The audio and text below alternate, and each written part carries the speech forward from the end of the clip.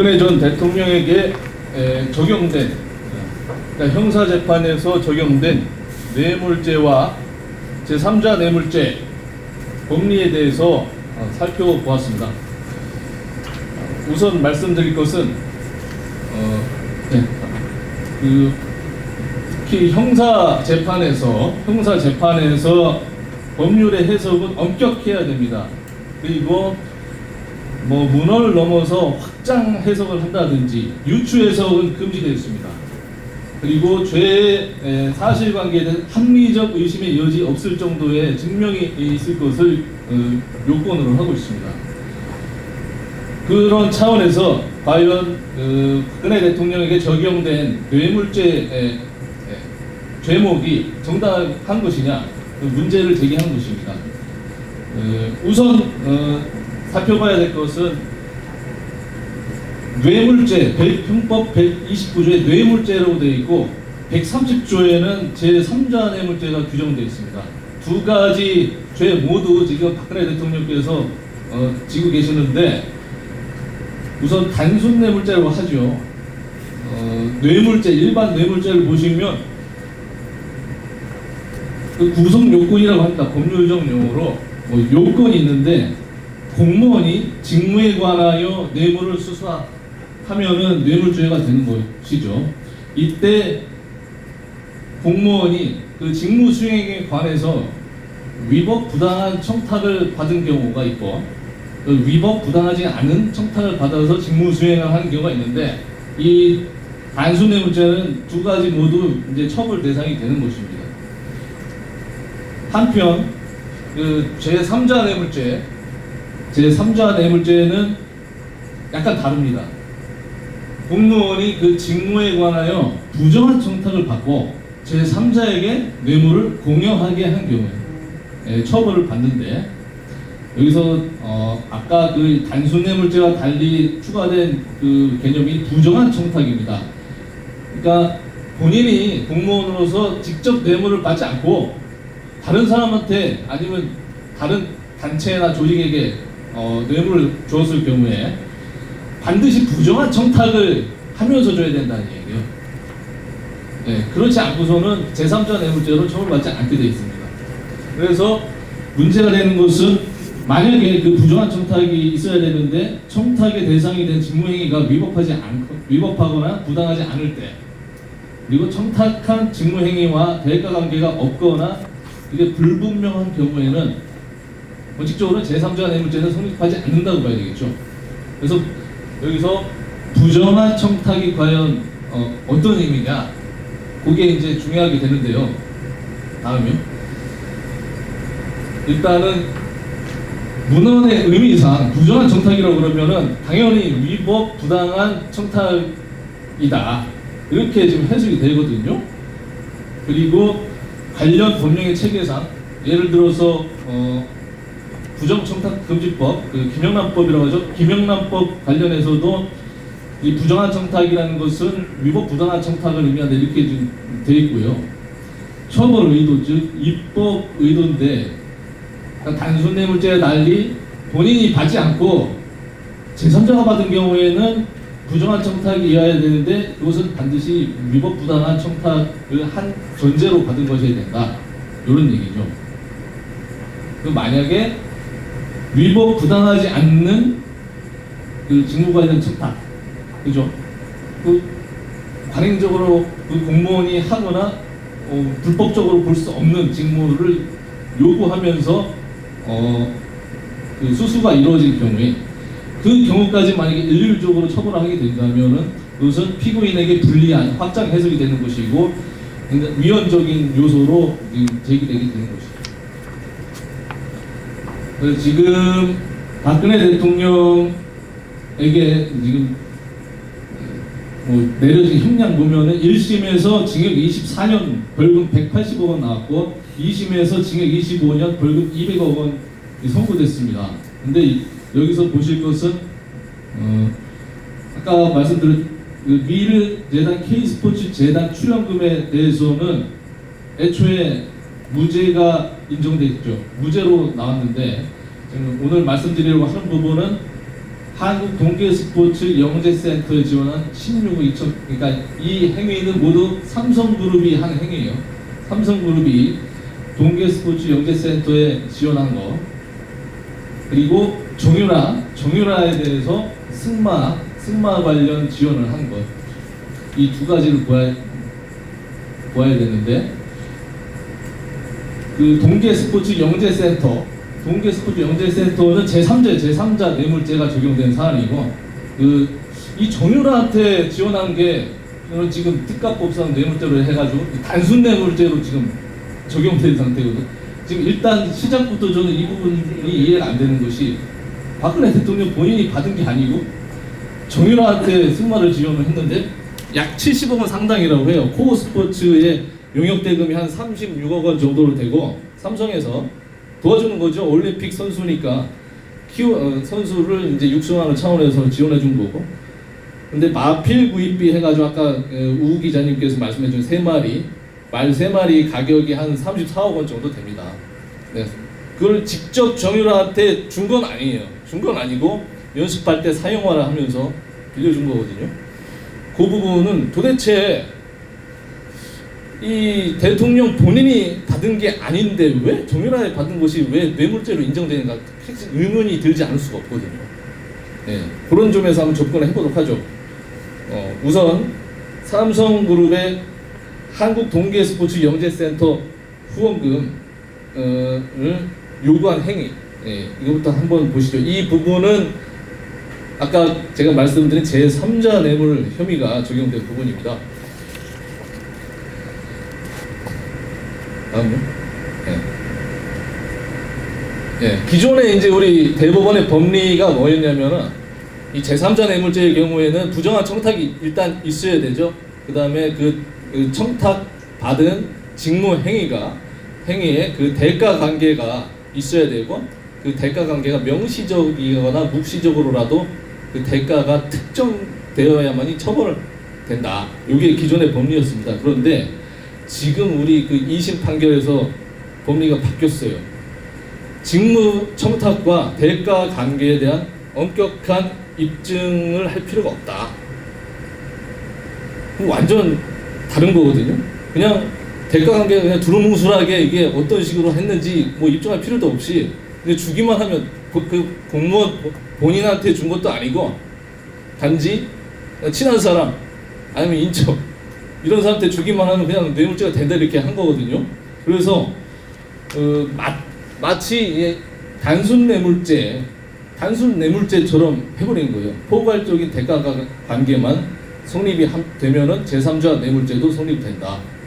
이거야말로 무리한 확장 해석이라고 보이는 것이죠. 네. 그리고 반드시 그 제3자 뇌물죄는 위법 부당한, 그러니까 부정한 청탁이 인정이 되어야 되는데, 그 위법 부당한 직무 행위에 해당돼야 되는데 위법 부당하지 않은 직무 행위도 처벌하겠다 이거예요.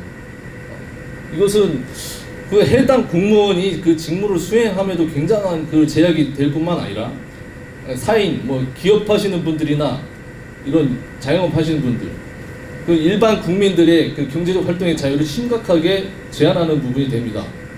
그리고 말하자면은 그 지난 촛불 전국에서처럼 전국에 일단 뭐 대중들이 군중들이 화가 난 상태에서 만약에 이런 문제가 이슈화 됐을 때 국가적인 요구 또는 사회적인 요구에 의해서 강제로 그 사람을 처벌해야만 하는 그런 상황이 되는 것이죠. 그리고 여론의 압력에 의해서 법원이 굴복을 하는 모습으로 보여줄 수도 있고, 결국에는 대한민국의 법원은 법리에 의해서 재판을 하는 것이 아니라 민심에 따라서 그때그때 그 판결이 달라진다 이렇게 지금 가는 것이기 때문에 법치주의가 굉장히 무너지는 것이라고 보는 것이죠. 다음이요.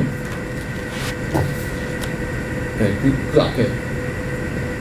그러니까 뭐 면세점 특허 건수 조정이나 뭐 기업 합병, 경영권 승계 이런 사안에 대해서 충분히 이제 정부 입장에서는 해당 기업의 경쟁력을 더 강화시키는 차원에서 아니면은 국민 여러분께 보다 더 많은 혜택이 돌아가는 차원에서 경제적인 정책을 수립하고 행정적인 지원을 충분히 취할 수 있는데 그것은 대통령이 가지는 고유의 권한입니다. 대통령의 재량 행위인데 그 지원을 해주면서 뭐 지금 여기 지금 뭐 전 도지사님도 와 계시지만은 행정가들이 그 경제를 활성화시키기 위해서 기업들을 지원해주고 당연히 그건 국가의 의무 아니겠습니까? 정부의 의무인데 그걸 지원을 해주면서 대신에 경제인들에게 대신에 사회적으로 우리가 좀 필요한 부분 문화적으로 육성할 부분에 대해서 좀 지원을 해야 되지 않겠냐 아니면은 우리 장래에 뭐 꽃을 피울 그 우리 어린 스포츠 영재들에게 좀 지원을 해줘야 되지 않겠냐 이런 공적인 차원에서 그런 사업을 지원을 요청하는 걸 자연스럽게 이게 대가 관계라고 뭐 하긴 좀 그렇지만은 교환 관계로 이렇게 할 수는 있는 거거든요. 그런 부분은 이제 이 지금 판결은 모두 다 범죄로 삼고 다 처벌을 하겠다는 것이죠. 다음에 무리하게 이렇게 뇌물죄를 제3자 뇌물죄를 일반 뇌물죄와 똑같이 그냥 확장 해석해버리고 다 처벌하겠다 이런 태도는 그러니까 법원이 앞서서 대통령의 통치권을 부당하게 제약하는 행위 같아요. 그리고 결국에는 바로 그 헌법상 삼권 분립의 원칙을 바로 정면으로 위배하게 되는 것이고 대통령이라는 것은 국민이 선출한 공직자인데 국민 주권주의에 또 정면으로 반한다 이거죠. 그리고 대의민주주의의 원리에도 완전히 그 붕괴를 가져오는 그런 현상이 말하자면은 법원이 재판을 하지 않고 정치를 하겠다는 얘기랑 똑같다. 이렇게 평가를 할 수가 있겠습니다. 그래서 1심 박근혜 대통령을 재판한 1심 법원, 2심 법원 모두 위법 부당하지 않은 직무 행위를 청탁한 거에 대해서 부정한 청탁으로 다 이제 판단해버렸고 특히 2심 항소심 재판부 아까 얘기 나온 뭐 김문석 부장판사 같은 경우에는 구체적인 대가 관계조차 입증할 필요가 없다 이래가지고 뇌물죄 성립을 더 쉽게 만들어준 것이죠. 다음 보시죠. 두 번째는 이제 정유라에 대한 승마 지원 요청한 행위에 대해서 보자면 이 부분은 제3자 그냥 딱 보면 제3자예요. 정유라는 본인이 받은 게 아니거든요. 제3자한테 지원해 준 건데 단순 뇌물죄가 적용됐어요. 단순 뇌물죄는 그 앞에요. 말하자면은 지금 대통령하고 최서원 씨가 공동정범이라는 논리인데 공동정범. 예를 들어서 공동정범이 성립을 하려면은 공무원 본인이 돈을 받아야 됩니다. 본인이 받아야 됩니다. 최서원이 받은 거로는 공동정범이 성립할 수가 없어요. 만약에 굳이 인정을 하려면은 그 수수된 뇌물을 공무원 자신이 분배해서 가져간다거나 아니면은 나중에 그 자기가 자기 것으로 그냥 귀속시키겠다고 하는 둘 양자 간의 합의가 증명이 되어야만이 공동정범으로 처벌할 수 있다는 것이죠. 그런데 다음 이 박근혜 대통령과 최서원 간에는 그 뇌물의 이익을 분배한 자료가 전혀 나타나지 않았고 그 뇌물을 만약에 정유라가 향유한 이익이나 아니면 최서원 씨가 뭐 받은 게 있다 그러면 향유한 이익을 대통령한테 어떻게 해서라든 전달해주겠다 아니면은 대통령이 받은 걸로 치겠다 이런 부분에 대해서 검찰에서 아무것도 증거를 제출한 게 없거든요. 그런 상황에서는 뇌물죄 공동정범?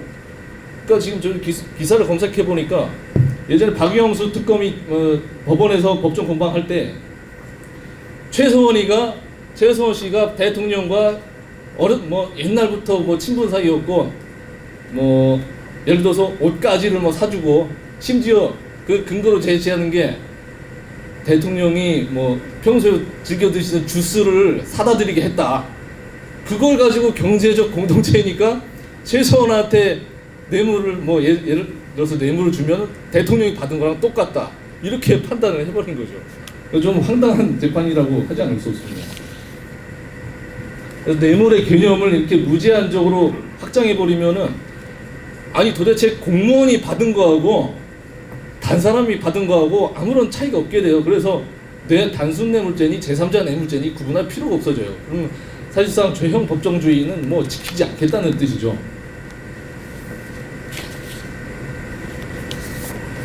네, 결론을 말씀드리자면은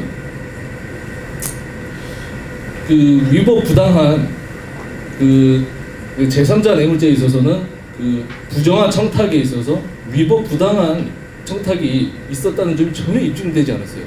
전혀 입증되지 않았고 그런 부분에 대해서 당연히 제3자 뇌물죄로 기소된 그 영재센터 지원 부분에 대한 부분은 무죄로 판결을 했어야 된다 이렇게 보고요. 그리고 그 승마 지원으로 지금 기소된 부분도 본인이 받은 게 없어요. 지금 김문석 부장판사도 지금 판결문에 적시를 했어요. 지금 대통령 본인이 직접 받은 것은 지금 드러나지 않지만 지금 이런 식으로 판결하고 있는데 본인이 받지 않고서는 단순 뇌물죄에 정범이 성립 자체가 안 돼요. 구속요건 해당 자체가 안 됩니다. 구속요건 해당성이 없는 부분을 그냥 경제적 공동체라는 검찰이 제시한 개념에 그냥 현혹돼가지고 판사가 그냥 끌려간 것이고 최서원이 사실 받았는지도 사실 불분명해요. 지금 소유권 자체는 아까 뭐 저도 얘기 들었지만 삼성이 아직도 그냥 소유권을 가지고 있다는 거거든요. 삼성이 가지고 있는데 이 법원의 논리는 뭐냐면은 직접적으로 소유권을 이전하지 않았더라도 그 물건에 대해서 사용 또는 처분할 권한을 준 것으로 평가할 수 있는 경우 아니면은 삼성이 나중에 그 물건에 대해서 반환 청구를 하지 않겠다고 그 관계가 성립된 것으로 볼 수 있으면은 그냥 뇌물이다 이렇게 논리를 전개를 하는데 이거는 정말 말을 이제 꼬아가지고 진짜 없는 논리를 만들어내기 위한 그런 진짜 억지 춘향 같은 그런 논리라고밖에 보이지 않습니다. 그래서 그 단순 뇌물죄로 기소된 부분도 사실상 무죄로 판결을 했어야 된다. 그래서 지금 법원이 내린 그 뇌물에 저는 지금 뇌물에 관해서만 말씀드리는 겁니다. 뇌물에 관해서 지금 법원이 행한 판결은 상당히 지금 큰 문제가 있고 대법원 내부에서도 아마 그 한 대법관 한 4명 정도가 반대 의견까지 제시를 했거든요.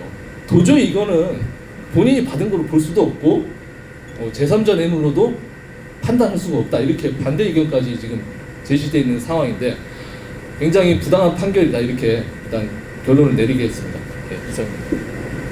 이대원 변호사님 말씀 감사드립니다.